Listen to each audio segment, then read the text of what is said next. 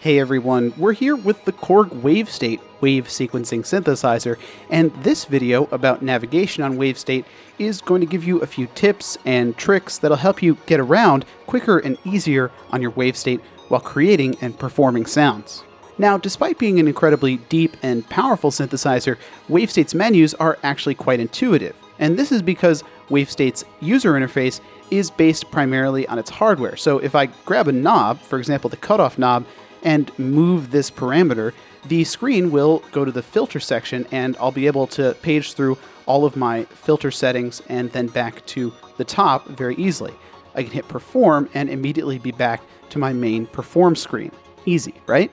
Now, an example of a button that both takes you to a screen and also does something is the arpeggiator button. Now, see, I've turned on the arpeggiator and I'm also in the arpeggiator screen. If I turn that off, go back to perform and then hold enter and press arpeggiator, you can see that I'm in the arpeggiator screen, but I haven't turned the arpeggiator on. And this is actually a trend throughout wavestate. If you hold enter and then grab a knob, it'll take you to that screen without making changes. Then you can release enter and move the knob to make that change, and you'll see it on screen.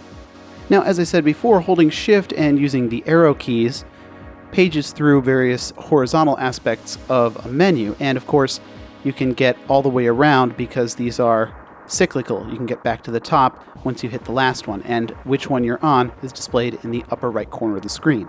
If I'm back in the perform screen, this page is special because if I select a lane or move a mod knob, it doesn't take me to that page, and this is so that you can see what's going on in all of your lanes at once. If instead you'd prefer to jump to a lane, simply hold enter and press that lane. Or if we go back to perform, hit lane preset without holding enter and then select the lane that you'd like to edit. Now, if you're in a section that has a lot of sub-pages, you can simply hit the button for that main section and it'll take you back to the first screen.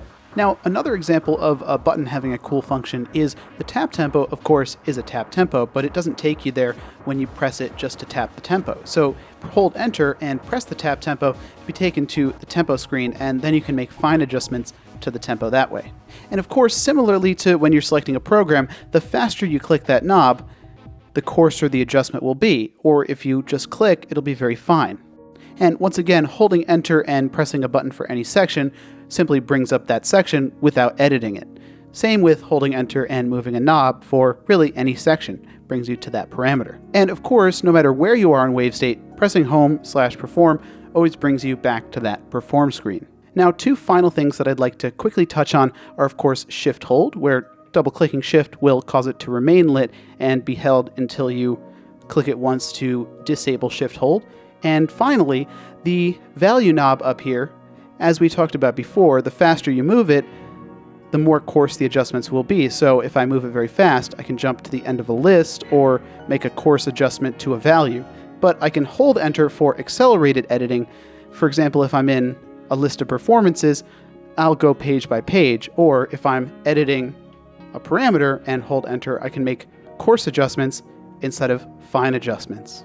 In the case of tempo, this is 1 single beat per minute at a time, rather than 1/100th of a beat per minute at a time.